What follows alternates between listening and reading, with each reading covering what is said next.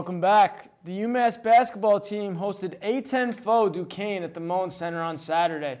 The Minutemen were defending a 5-game winning streak, which has consisted of all Atlantic 10 games this year. Our own Marc Louis was there with the story.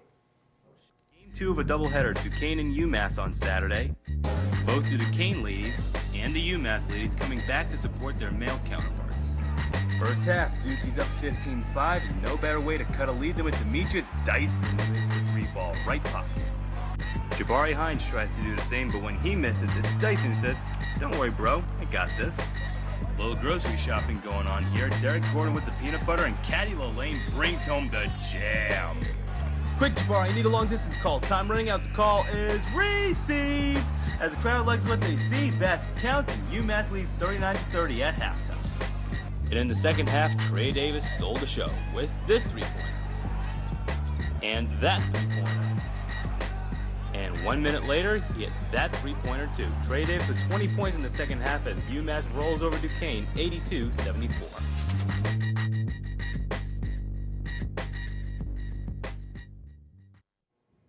Welcome back to UMass Sports Weekly. I'm here with our basketball experts, and that's Marc Louis and Tim Dennehey. We'll start out with that Duquesne game. We see 26 points out of there was 26 points for our point guard. He killed it. Tell me a little bit about what went on in this game. Obviously, we win by 8 against Duquesne.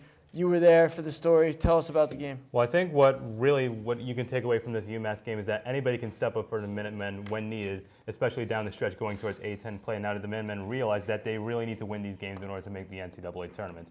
You have Trey Davis, a guy who finished with 26 points, but also really during the second half, he was able to finish with 20 out of those 26 points that he had during the game. Had about 3 or 4 three-pointers during the second half. And don't forget about Demetrius Dyson. That guy was just drilling three-point shots early on in the first quarter that really just put UMass in a position to have a lead that they had in the end of the first half.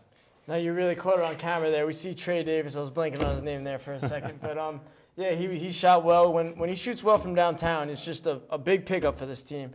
Tim, what do you have to say about that game for UMass? Coming down the stretch, what I saw from UMass was great free throws. Under 2 minutes, they were 10 for 11 on free throws, and that really shows that they know how to finish games. And that is huge. This team knows how to win when they're up in the final 2 minutes. That's what I took from this game. Now we go back, and we're going to go to that St. Bonaventure game. Very exciting game, a little more exciting than that one. We see a game-winning shot from Jabari Hines, the transfer from West Virginia. Now this was really a coming-out game for him. Mm-hmm. He steps up in a big moment. There's been moments in the season where he's come out and he takes an ill-advised shot. He's a little out of control. But here he gets the ball in his hands with a couple of seconds left, drills the big go-ahead three. So, Marc, tell me about this game. I think, honestly, that you can say from the game that the game was just a really huge pile of crap, basically, for the most part of the game. You have about 15 turnovers from St. Bonaventure. You have about 20 turnovers from UMass. Both are well above their seasonal average. It really all just came down to Jabari Hines, a guy who scored absolutely no points in the first half. Didn't do anything. No points, no rebounds, no assists, no anything. But here he comes in the second half, comes up with 7 points, and came up in the biggest moment when UMass really needed him with about 0.2 seconds left to go. Hits a game-winning three-point shot, and that's all you can really say about that. Well, I guess he showed up to play there. And now I'm going to throw this to you, Tim. Who has to show up to play when UMass takes on VCU? We know VCU is a great team. That coach Shaka Smart's been taking teams to the NCAA tournament for years now. Mm-hmm. Who's got to show up in this game? Derek Gordon. Derek Gordon needs to show up in this game. Travion Graham is back in the lineup for VCU. He's big. He's a big two-guard, and, I mean, he's leading the team in rebounds right now as a guard. I mean, that's unbelievable. Derek Gordon's going to need to step up on defense. He's going to need to box him out, and on offense, I mean, that's the million-dollar question on who's going to show up on offense. Could be anyone. It could be Trey Davis, Jabari Hines, Caddy. It could be Demetrius Dyson. I mean, he's been having a great last couple of games. He could show it. I mean, on offense, it could be anyone. On defense, it needs to be Derek Gordon. Well, it's crazy because every game it seems like a different player seems to be stepping up. I mean, one game it's Jabari Hines. One game it's Caddy Lane. I mean, who's going to show up what day? And now tomorrow, UMass takes on Rhode Island. And, Marc, you brought this up before the show.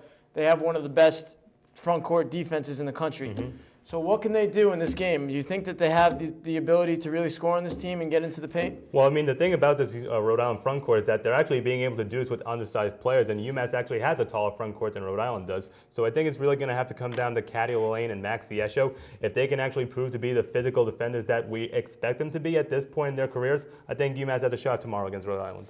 Yeah, we're definitely looking for that front court to step up. I mean, they've been on and off this year, just like the entire team. But when it comes to UMass, I want Caddy Lane with the ball in his hands a little more often. I'm sick of all these three-pointers. I think he needs the ball in his hands a little more for some consistent offense. But thank you, guys. We're looking forward to this. I mean, we want this team to really push forward and make a run for the national tournament. I mean, I think they got it in them. They have the talent, just about bringing it together. It's all about winning. All right, thanks, guys. We'll be right back to talk women's basketball. Stay tuned.